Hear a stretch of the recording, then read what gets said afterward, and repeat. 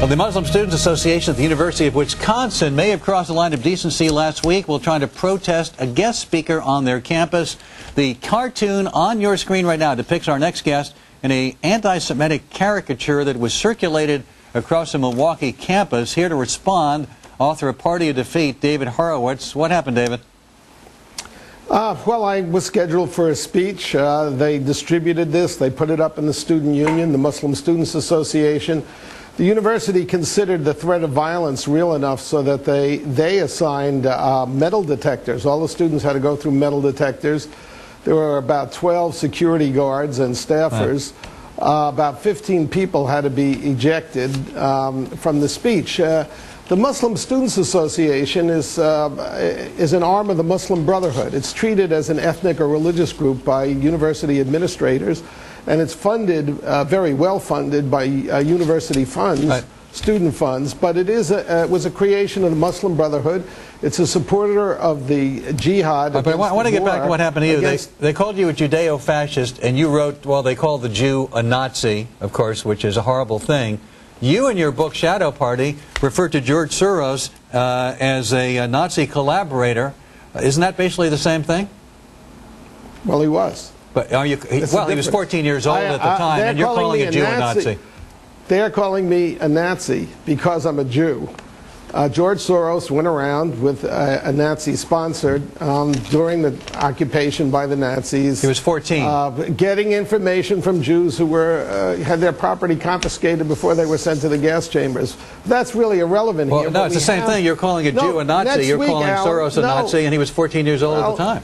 It's a distraction from the point here is not that I was called a Nazi. The point here is that there are 150 Muslim Students Associations which are coddled by university administrations and treated as though they were ethnic or religious groups when they are political groups that are arms of the Muslim Brotherhood, which is the fountainhead of the terrorist jihad against the West. Next week is the 60th anniversary of the creation of the Jewish state. On campuses across this country, the Muslim Students Association is holding demonstrations calling the creation of a Jewish state a catastrophe and inviting anti-Semitic, anti-Jewish, anti-Israel speakers to campus to attack the very existence of the state of Israel.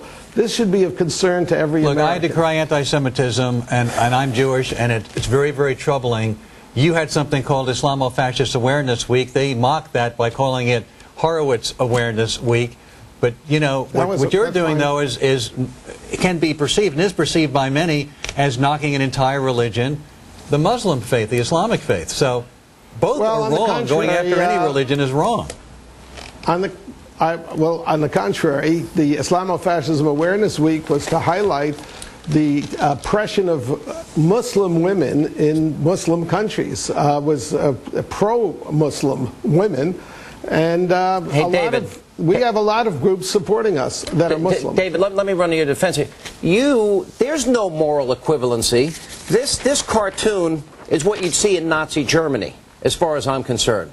This is a disgraceful display that you had to endure here. When you talk about Islamic fascism or Islamic extremism, you're making a distinction between those that believe God is inspiring them to kill innocent men, women, and children, and that they're going to be rewarded in heaven, and that this is a religious act. You're very clear in your distinction.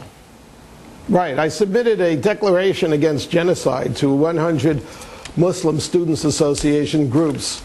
None of them responded. All I asked was that they would condemn Hamas and Hezbollah, which are genocidal organizations, and that they distance themselves or repudiate the saying of the Prophet. Now, this is up on the University of Southern California website of the Muslim Students Association. It says that the day of judgment will come when Muslims fight Jews and kill them, when the Jews hide behind the rocks and the trees, and the rocks and the trees cry out, "Oh, Muslim, there's a Jew hiding behind me, come and kill him." That is genocidal. David, because you go on campus, and here is this cartoon that greets you. The security is beefed up here.